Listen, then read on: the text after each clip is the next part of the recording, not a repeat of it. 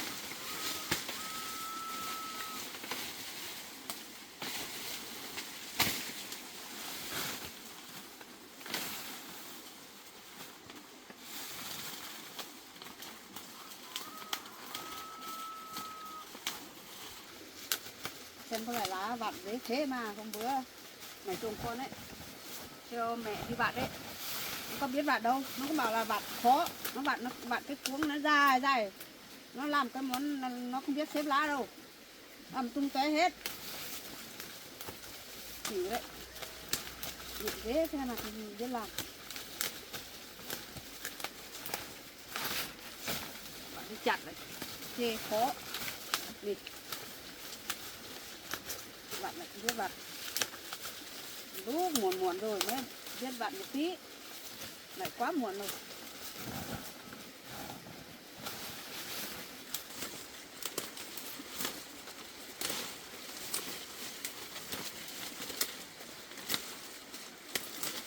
Dài cái gì không?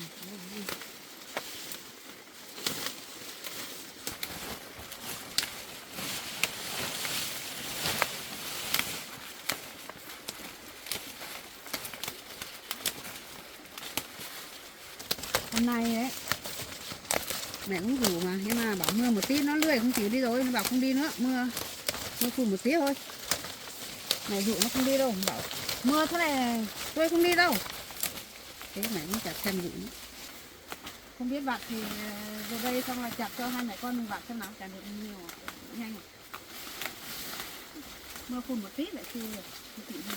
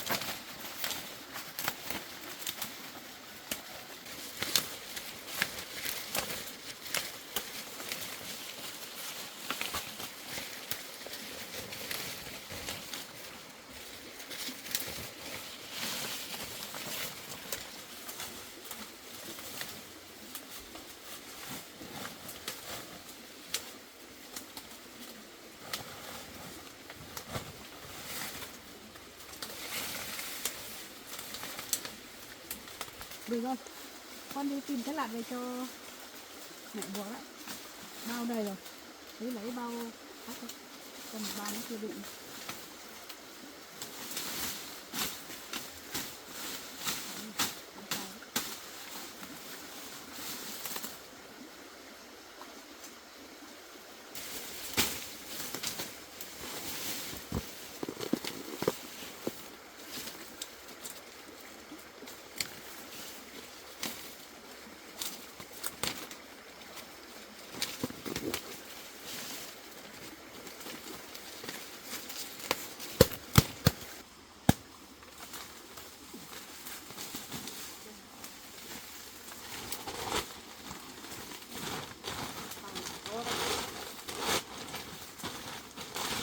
Mình cũng chặt cho hai mẹ con nhiều quá, nó còn được cả cái bao to này nhiều nữa này.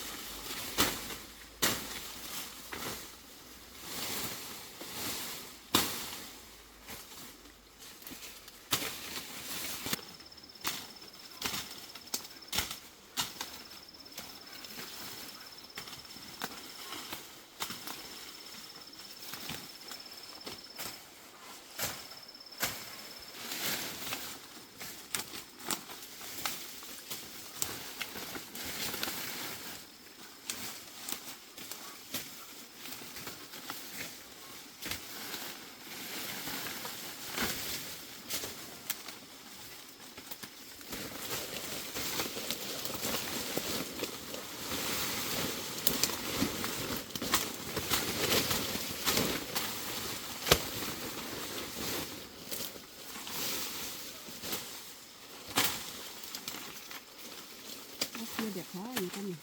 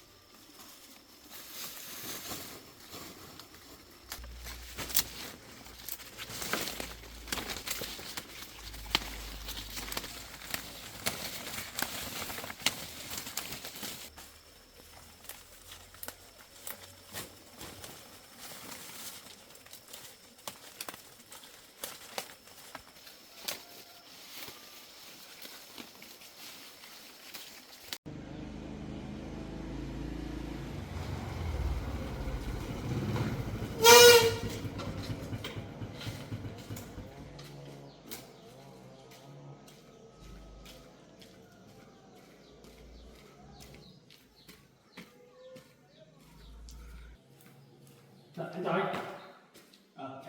Em mới đến lại. Vâng, em ngồi đi. Em ngồi chờ anh. Vâng. Anh đi lại thảo luôn.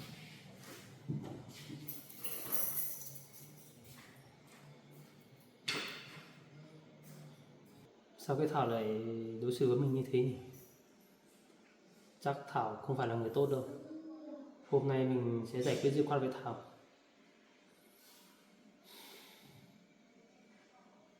Anh Hằng, em thả em về đi, em có ăn trộm tiền của anh Phương đâu. Rồi, không phải giải thích. Vào đây. Để một cái thì em ngồi xuống đây. Em ngồi xuống.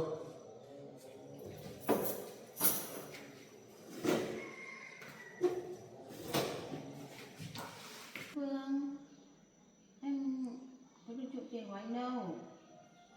Thế cái cam của anh hôm qua anh lắp để làm gì? Em nhìn rõ trong đấy em có cả em đây. Đi đấy là em chỉ lấy đồ của em thôi. Thế lấy đồ thế cái cọc tiền của anh sao lại em lại rút túi làm gì? Cái tiền đấy là của em à? Mà em bảo lấy đồ của em. Anh ạ, em báo cáo với anh thế này. Cái cọc tiền vừa hôm qua ấy là em bắt tận tay ở trên nhà bác của Thảo này. Em bắt tận tay luôn. Bây giờ vẫn một cái. Thế số tiền này chính xác phải của em hay? Đúng của em có cả cam cả chính xác. Hôm vừa rồi là anh bảo em lắp cam đấy, em lắp cam đấy, em cũng qua em quay được, có cả chứng cứ hết.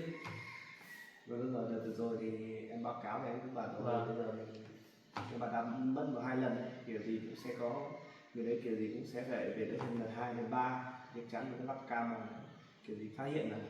Nhưng mà em không nghi ngờ người yêu em đâu. Nhưng mà hôm qua em nhìn cam em mới biết được là người yêu em làm như thế, em thất vọng. Phương, Bỏ tay em chứ. ra anh hiểu lầm em rồi. Dạ, em lấy tiền của anh ra là em đi mua đồ cho anh. Thế sao mua đồ sao lại lấy lên trên kia? Thì em đang định đi mua đồ thì thấy bác Tiến gọi em lên trên kia bảo có việc. Không, Em lên hôm qua kia. anh nghe thấy, anh ở dưới anh nghe thấy rồi. Em lấy rõ tiền của anh đi trả nợ cho em ấy.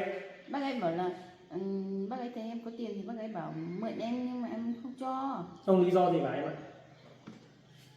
Không giải thích anh cũng không nghe, kể cả anh giải thích đúng anh cũng không nghe. Em nói thật mà. Anh không tin, bây giờ anh không tin nữa. Đến giờ này em còn không chịu nhận à? Tóm lại ấy, em có được lấy tiền của em Phương đấy không? Thế thì em khai thật ra đi. Em đã bảo là em không được lấy rồi mà, em nói mà không tin em à?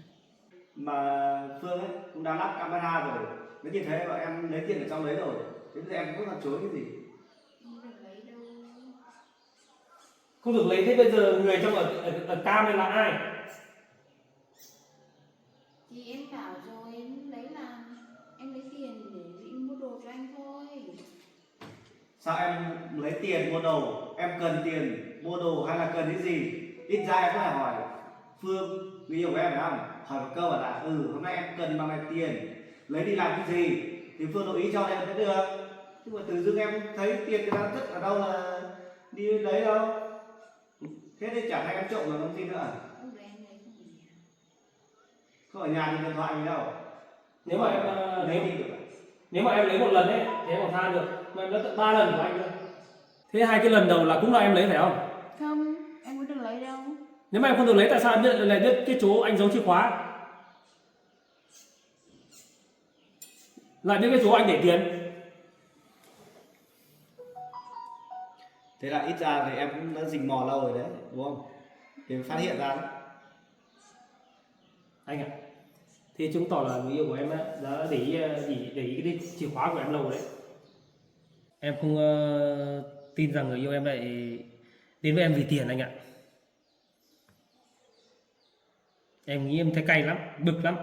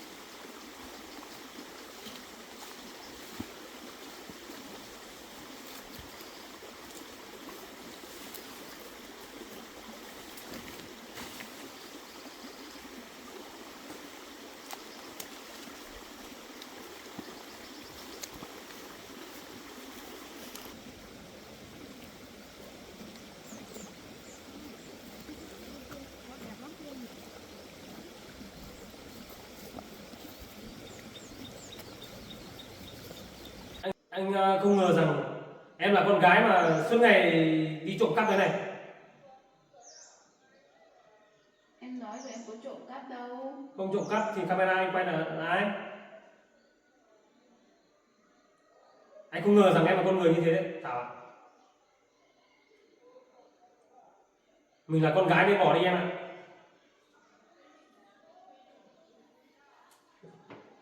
Nhưng mà em không biết chuyện gì à? Không, em không biết chuyện gì đâu. Thảo nó là có một đời chồng rồi. Có một đời chồng á? Ừ. Thế hóa ra là em lừa anh à? Em có lừa anh đâu. Vậy lúc có rồi về sau còn có đứa con nữa. Rồi gia đình chắc không hợp nhau rồi đi hôn nhau rồi. Anh không ngờ rằng em con người như thế Thảo ạ. Em dám lừa anh bảo em còn con gái, chưa lấy chồng, chưa có con.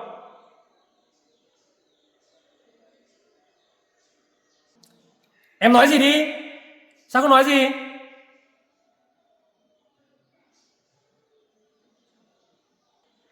Em có chồng có con rồi dám lừa anh à? Anh không ngờ rằng em con người thế Thảo ạ. Giờ em muốn xử lý như thế nào? Nếu mà Thảo trả lại cái số tiền 30 triệu đấy ấy, thì là sẽ giải quyết tình cảm.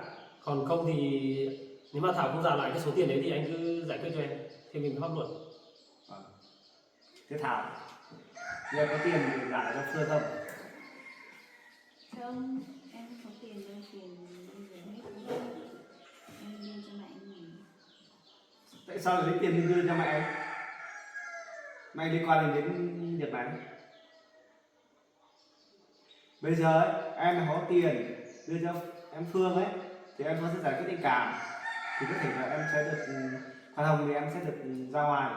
Nếu mà em ấy mà không có tiền ấy, thì anh làm em luôn ấy, thì anh phải tạm giữ em ở đây rồi anh điều tra tiếp. Tại em nợ tiền mẹ anh ấy cho nên là em mới đưa tiền cho mẹ anh. Thì bây giờ anh về anh bảo mẹ anh đưa tiền lại giải anh Phương đi, chứ em không muốn bị bắt đâu. Chuyện này thì anh không quan tâm đâu. Từ đầu ấy anh đã bảo em rồi, với mẹ của anh ấy không liên quan gì đến nhau đâu. Từ lúc em đã làm mất cái căn nhà của anh ấy thì từ đó anh đã bảo rồi, sao em không chịu nghe, vẫn đi lừa lọc người ta rồi đi ăn trộm tiền của người ta làm gì? Em biết em sai rồi. Em biết em sai rồi nhưng mà em vẫn làm thế thì không được đâu. Giờ em xem có tiền thì trả cho Phương. Anh Phương, anh tha cho em lần này đi. Tha cho em lần này. Ôi, lần sau em không làm gì. Thế em có tiền trả cho anh không? Bây giờ thì em chưa có. Em biết cái số tiền đấy anh đi làm mồ hôi nước mắt của anh dành dụng để đấy. Cứ tưởng mà anh dành dụng để lấy vợ chứ. Đấy, yêu em đấy, để cái số tiền đấy về cưới em có được đâu. Em lừa anh lừa hết rồi. Rồi em đi làm giả anh à? Thảo, thế bây giờ em có tiền trả cho Phương không? Bây giờ em chưa có. Nếu không có ấy, Phương bảo là để cho anh làm theo pháp luật ấy, thì em đã trộm số tiền thì cũng là lớn đấy, 30 triệu không phải ít đâu. Nếu thế thì anh sẽ tạm giữ em ở đây rồi để anh điều tra tiếp. Em biết sao?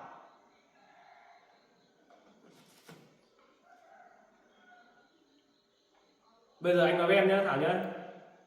Bây giờ ấy, cái số tiền em mà không trả cho anh ấy, tình cảm của mình đến đây thôi em ạ.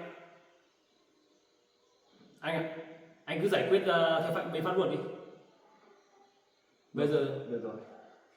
Thảo mà có tiền trả cho em thì chỉ có làm theo pháp luật. vâng, Mà hiện tại thì anh sẽ giam giữ Thảo ở đây. vâng anh cứ ra. Anh cần điều tra tiếp. Thế thì bây giờ em không giao cho anh, em xin phép anh ạ. Vâng, được rồi. Được chưa? Bỏ tay ra. Anh tha cho em lần này đi. Không phải tha gì hết. Anh ạ, em xin phép nhé. Anh cứ xử lý cho em đi. Được rồi.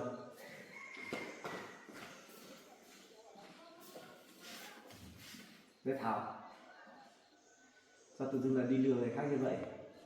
Em có biết em lừa người ta số tiền 30 triệu, người ta đi làm vất vả lắm, người ta đi làm mồ hôi nước mắt rồi người ta mới kiếm ít tiền để dành dụm, thì sao lại để cưới vợ, ví dụ như em yêu nó thật lòng thì mình không lấy tiền của Phương thì kiểu gì sau này tổ chức đám cưới chả phải của mình, tại sao mình lại nghĩ cuộn thế, sao lại phải đi trộm tiền làm gì? Thôi anh tha cho em lần này đi. Anh tha cho em làm sao được, bây giờ người ta đã giao việc giao cho anh rồi, anh chỉ làm theo pháp luật thôi. Nếu mà em có tiền ấy, thì em có thể nói chuyện với Phương thì có thể nó còn không nói gì, mà giờ dòng này thì em chẳng có tiền, anh chả, tuy anh em ấy, là mình quen nhau thật, nhưng mà mình cái này anh không thể giúp em được. Em không muốn được tù đâu. Anh không thể vì em nói vài câu xong là anh có thể tha cho em được. Giờ tốt nhất đấy, em hãy xem có cách nào để lấy lại được cái số tiền này đấy, để đi đưa cho Phương, để cho Phương có thể nó không tố cáo em, là có thể em mới được ra ngoài thôi. Nếu không thì hiện tại thì anh cũng chịu rồi, anh cũng không giúp được em đâu. Tất cả số tiền mà em lấy đi thì cũng là đưa cho mẹ của anh mà. Nếu mà bây giờ em ở tù ấy thì em cũng không tha cho mẹ em đâu. Cái đấy anh còn chưa nói cái chuyện đợt trước em đoán lừa mà anh ấy đi bán hết cả cái căn nhà của anh rồi, anh còn chưa nói, anh cũng đã tha cho em rồi. Cái này anh tha cho em ấy, em chỉ càng hành động vào thôi. Bây giờ làm sao anh tin tưởng em nữa? Em biết sai rồi, em không làm thế nữa đâu. Biết cái gì? Đợt trước nó bảo biết, từ đợt nhà mẹ anh nó bảo biết rồi, mất hàng mấy trăm triệu, giờ lại đi lấy của người ta hàng 30 triệu. Không phải là chuyện vì gia đình đâu, chuyện này liên quan đến người khác. Bây giờ người ta đã tố cáo lên đến anh rồi, thì bây giờ em bảo xin kiểu gì?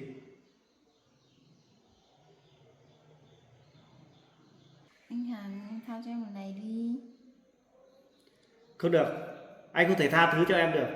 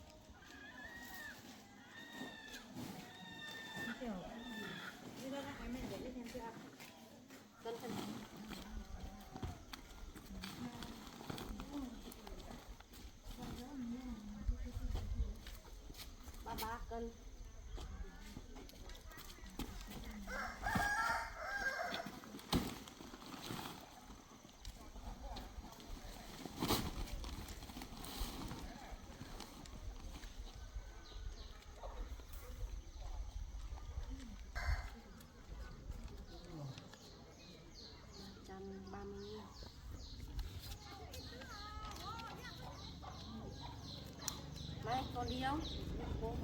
Vẫn đi đấy. Đi bằng ở đây nhá. Không phải con này nhá.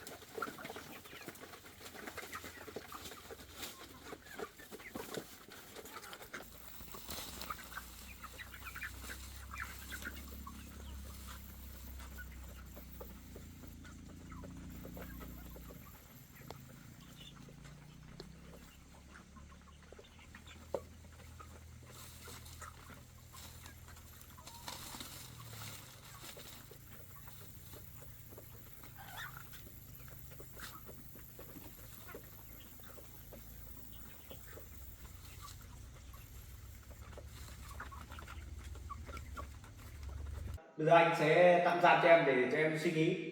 Thế mà em có tiền đấy để trả cho Phương ấy, lúc đấy thì tính sao không? Thôi đi. Em bỏ qua cho em đi. Em tha cho em này đi. Bỏ qua làm sao được, thôi đi đi đi, cho Hằng suy nghĩ một đêm thôi. Nào Ừ đâu. Em tha cho em đi. đi.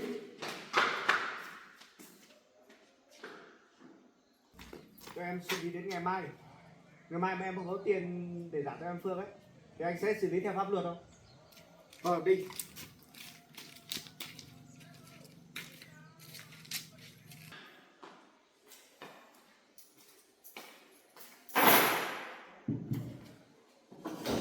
Thảo này đúng là suy nghĩ nông cạn quá, tưởng đi lấy tiền người khác rồi về trả cho mẹ của mình là xong chuyện rồi.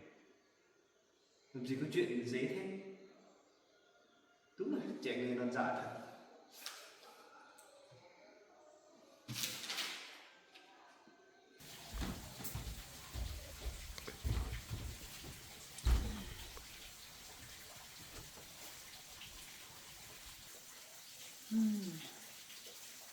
Mà cái đứa cháu mà tại sao là đi lấy tiền của người ta nhỉ? Thằng nào lúc nào thấy lấy tiền mà nhanh thế, lâu lâu lại vào mấy ngày nó lại đưa tiền cho rồi.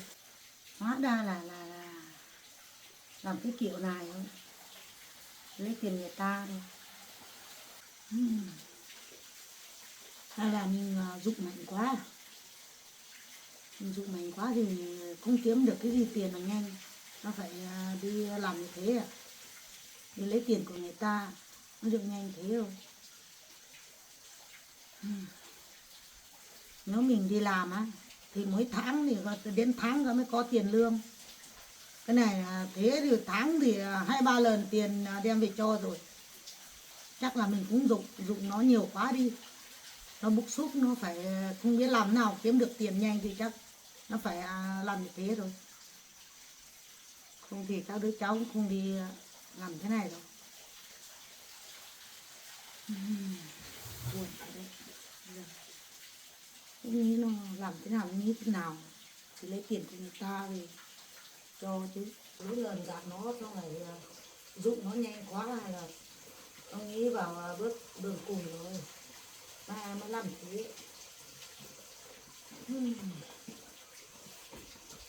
Ơ, bà đi làm đây đó. Con đi làm gì rồi?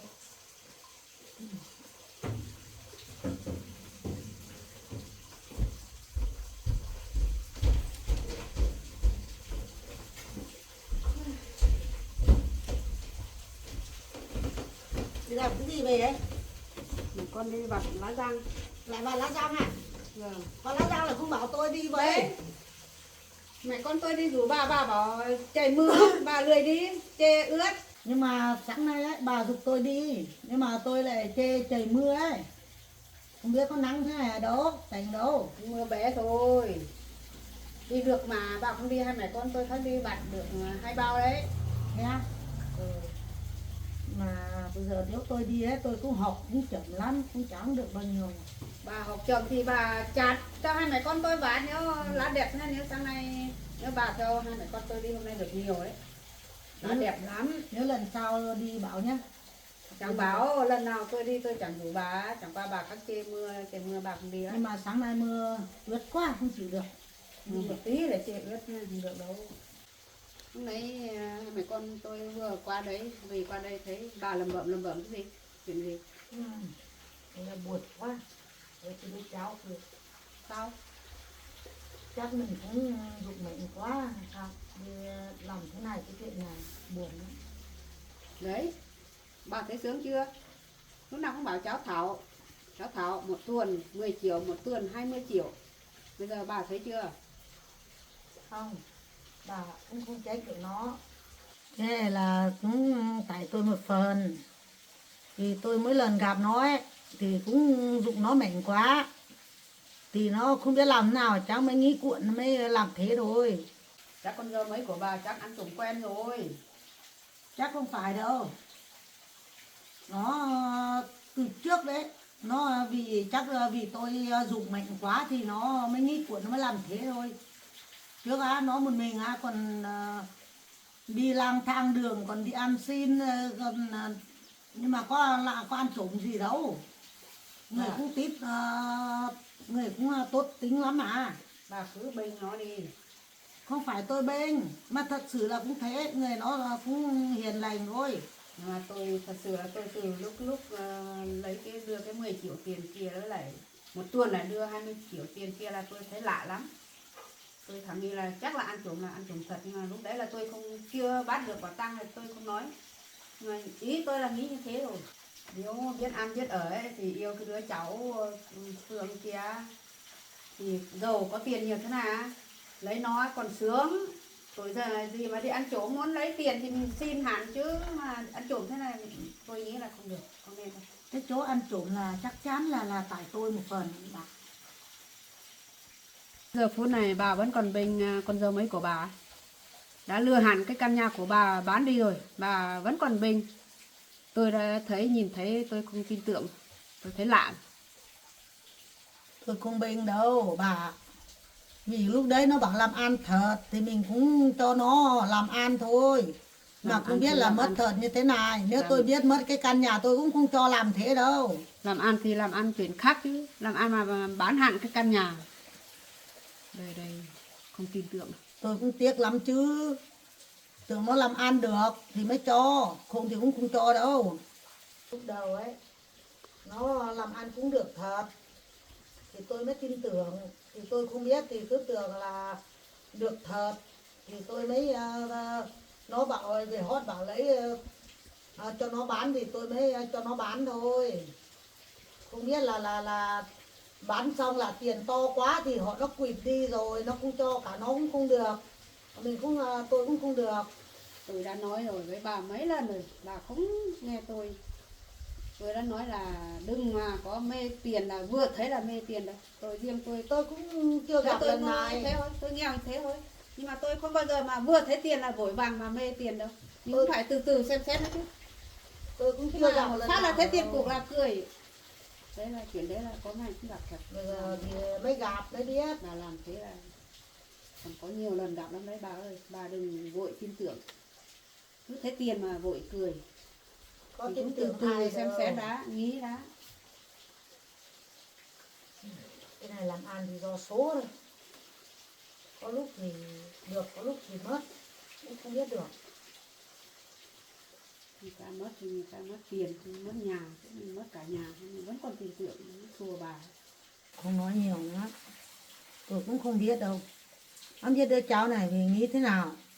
Đã lừa mất căn nhà rồi. Bây giờ lại đi lấy tiền của người ta nữa. Không biết nó nghĩ cái kiểu gì thế. Bây giờ cũng không biết là họ bắt nó đi lên đồn làm thế nào cũng không biết được. Giờ tôi cũng đang buồn đây.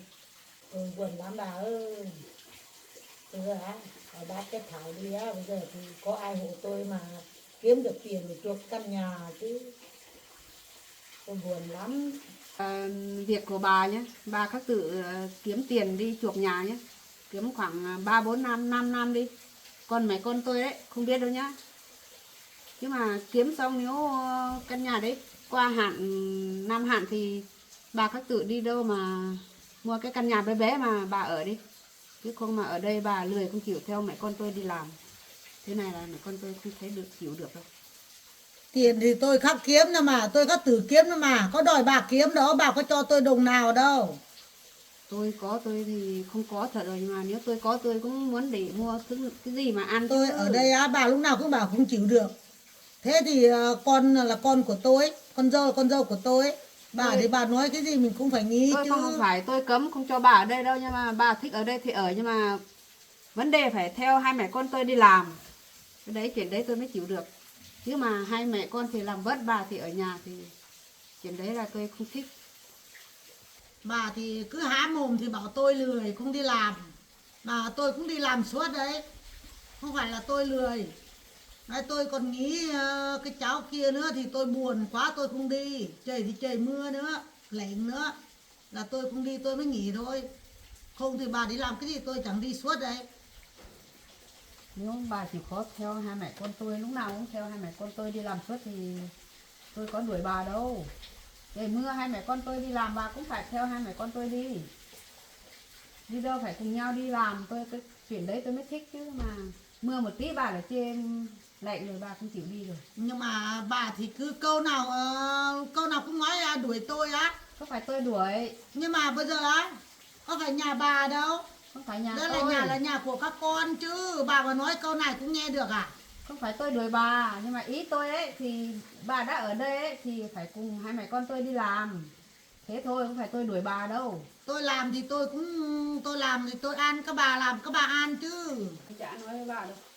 Nói một tí bà bảo tôi ác, lúc nào tôi cũng chửi bà, đuổi bà. Thèm nói bà, chán rồi, tôi vào bên thèm có cái việc tôi nấu ăn. Nhưng mà tôi cũng không cần bà nói đâu mà, tôi cũng không biết làm đâu mà. Bà cứ tưởng là tôi ở khôn à. Bực, nói nhiều thì tôi bực. Bà cứ tưởng tôi ở không. Tôi không nghĩ à. Tôi còn nghĩ nhá, tôi còn mất cả nhà này, tiền này. Bây giờ còn cái Thảo này. Tôi nghĩ hết rồi, đau cả đầu. Mà không biết gì, cứ lúc nào thì cũng nói. Nói mình ở không, mình thất đấy.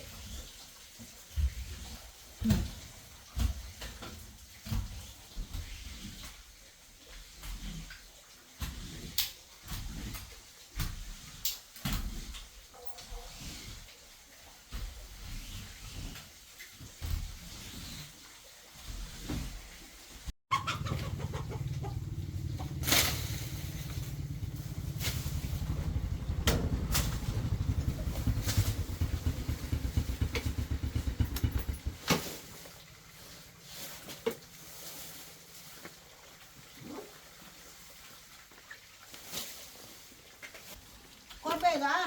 Vâng ạ. Lau nhà.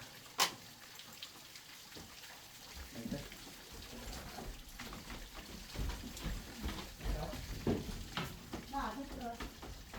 Mẹ lấy việc. Chắc xong tôi biết rồi. Con đi làm về đó con? Vâng mẹ. Đi tình hình thế nào đấy? Đi gì mẹ? Cái Thảo đấy. Thảo á? Hôm nay Phương lên giải quyết rồi nhưng mà bây giờ phải lấy 30 triệu thì trả cho Phương, thì Phương sẽ giải quyết tình cảm cho, thì sẽ không truy cứu nữa. Nhưng mà Thảo bây giờ lấy ra tiền thì nên con giờ con cũng tạm giam cô ấy ở đấy rồi, con cho hạn cô ấy hết cho hôm nay suy nghĩ đến ngày mai thôi, còn có tiền thì bây giờ bên đấy cũng giao cho một con làm theo luật thôi chứ. Thế thì con cũng ở đấy giải quyết thì xem đứa cháu kia nó nói thế nào, xong là giải quyết tình cảm thôi. Thì cảm thì bây giờ lấy đâu ra 30 triệu đi cho người ta. Nó cũng một mình thì cũng nghèo nữa, thì nó cũng yêu nhau rồi mới lấy, thì mình cũng phải giải Yêu quyết nhau. về thế nào. Yêu nhau là yêu đàng hoàng chứ. Anh ngờ đi yêu người ta cái gì, đi lừa lọc, đi trộm cắp tiền người ta rồi được. Mình thích người ta thì mình muốn lấy tiền làm gì, nói chuyện đàng hoàng người ta mới cho hay như thế nào mới được. Đấy, do cô ấy hết rồi. Thế thì con thì xem thế nào là con xử nó xử nhẹ nhẹ một tí thôi. Con làm sao vì cái tình cảm mình quen với nhau mà con xử nhẹ ra được. Nhưng Cái này không được đâu. nó cái Thảo nếu đi tù thì nó không kiếm đâu được tiền cho mẹ chuộc nhà ấy. Mẹ cũng đang mong căn nhà về lắm rồi. Kiếm nhà, chuộc nhà thì mình phải tự đi làm thôi chứ. Lại cô ấy nó có tự đi làm đâu. Đi lừa người ta là làm sao được. Bác nếu bây giờ sự nhẹ nhẹ phải bắt nó đi làm chứ kiếm tiền chứ. Nó không bán thì làm gì mất nhà, thì nó bán nó phải bắt nó sự nhẹ vậy cho nó lại đi bắt nó đi làm kiếm tiền cho mẹ chứ. Chịu rồi, cái đấy là nhà của mẹ với cô ấy tự bảo nhau xong là bị lừa thôi. Cái đấy con không biết đâu, giờ con chỉ làm theo luật thôi. Nếu theo luật thì bắt nó đi tù thì cũng chẳng đáng kể đâu, nó cũng có mấy chục triệu thôi. Mấy chục triệu mẹ tưởng là mấy chục là ít à? Mồ hôi nước mắt người ta đi làm ra đấy. Rồi theo luật bây giờ ấy, chỉ cần 500.000 đã đủ đi tù rồi. Chỉ là 30 triệu. Mẹ nói có vẻ dễ nghe lắm nhỉ. nó từ từ xem nó làm thế nào, giải quyết thế nào thì nó giảm một tí cho nó ra ngoài còn đi kiếm tiền. Mẹ không muốn cô ấy đi tù thì mẹ kiếm tiền đi cho cô ấy đi.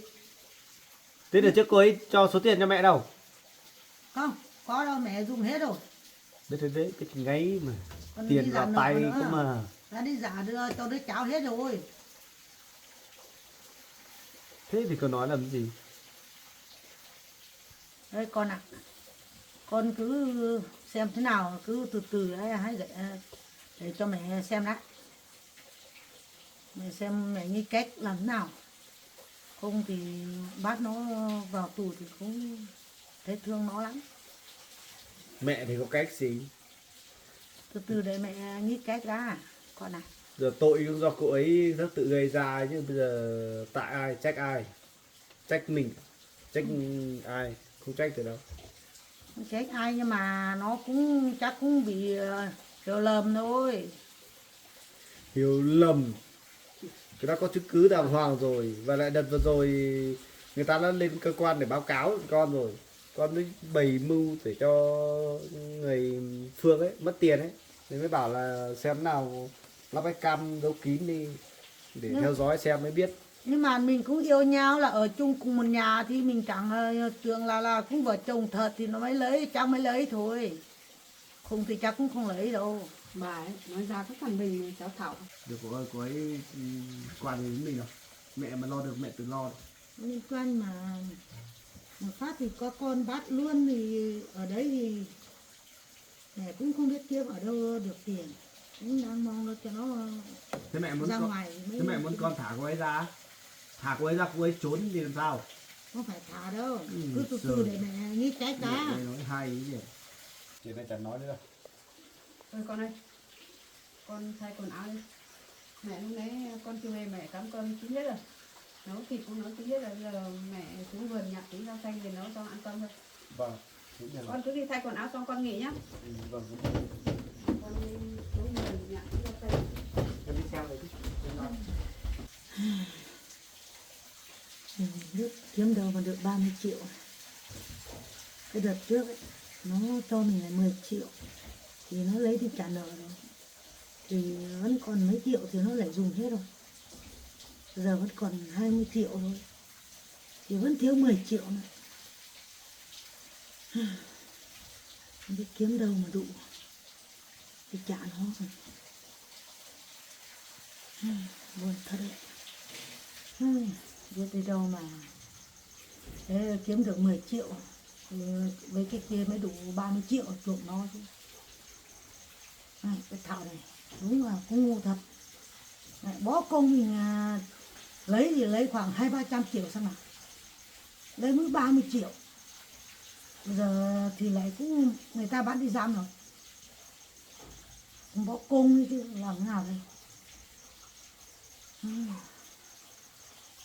Nếu mà nghĩ cái lấy được nó ra ấy, thì mình lấy đâu tiền chuộc căn nhà.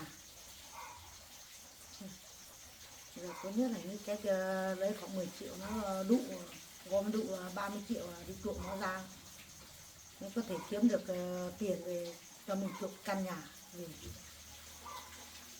Không thì mai nó mất căn nhà.